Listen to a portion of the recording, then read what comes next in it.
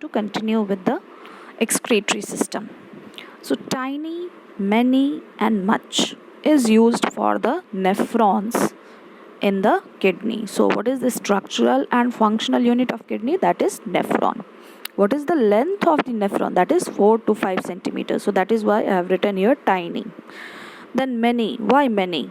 Because the total number of nephron is equals to 2 million in both the kidneys. Then why I have written much?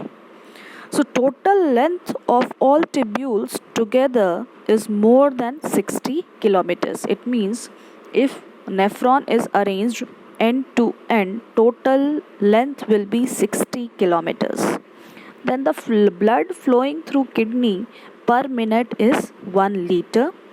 Glomerular filter rate in 24 hours is 160 liter, and urine produced from the glomerular filter rate after reabsorption per day is 1.2 liter. Okay, so that is why these adjectives are used for the nephrons. That is, they are tiny, they are many, and they are much. Tiny, it means they are very small in size, that is 4 to 5 centimeter. Many, it means there are 2 million nephrons in both the kidneys. And much, it means when the nephrons are arranged end to end, they will form 60 kilometer. The length will be 60 kilometer. Now, what is the way or the route of blood supply to the kidney? So, kidney, first of all, the blood is received in the kidney through the renal artery. Here you see the renal artery.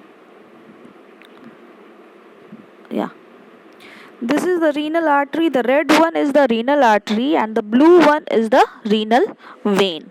So this renal artery is coming from dorsal aorta. This renal artery is coming from dorsal aorta. You know, dorsal aorta is carrying the oxygenated blood from the heart. So this dorsal aorta will form the renal artery. Okay, this dorsal aorta will form the renal artery.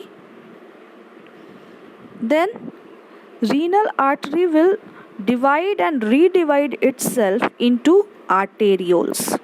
Okay, and the arterioles, there will be two types, that is afferent arteriole and efferent arteriole.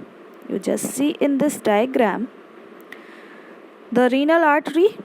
First of all, dorsal aorta, then dorsal aorta will form the renal artery, and this renal artery will divide and redivide itself into arteriole.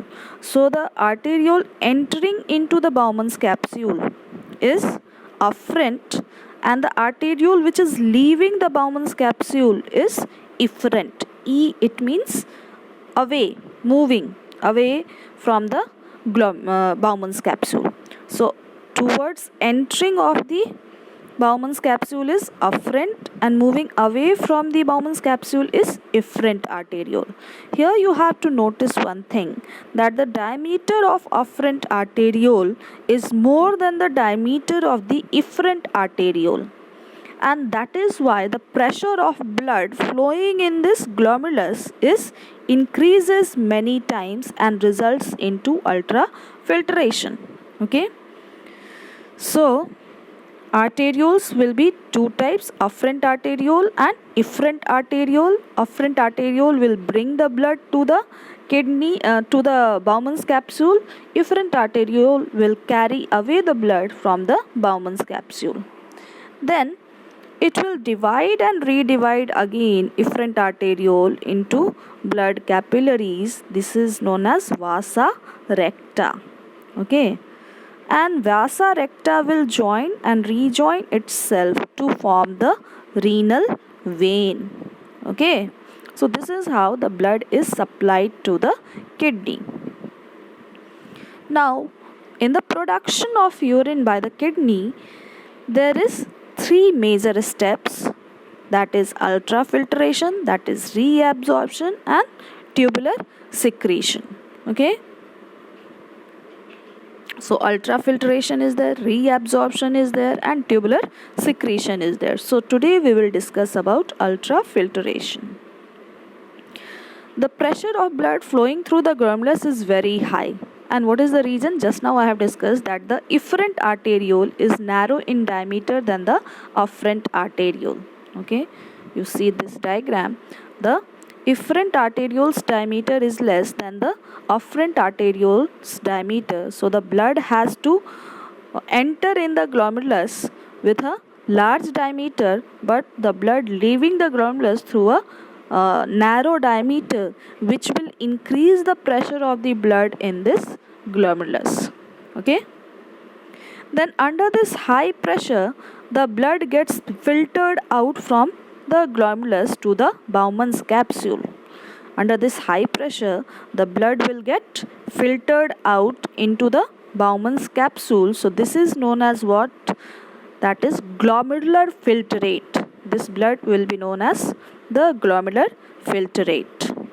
And since this filtration is taking place under high pressure, so that is why it is known as ultrafiltration. Since this filtration is occurring under high pressure, so this is known as ultrafiltration.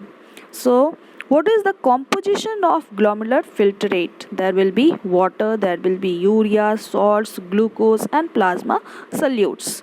Water, urea, salts, glucose, and plasma solutes will be there in the glomerular filtrate. Now next is what? Composition of the blood in efferent arteriole will be the blood in the efferent arteriole. After this filtration, there will be RBC, there will be WBC, and the large protein molecules which is larger in size and which cannot be filtered out. Okay. Then composition of blood moving towards the glomerulus is thin.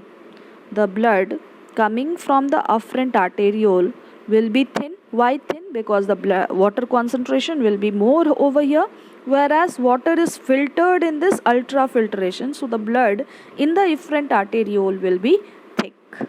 Okay. So this is all for today. Thank you everyone.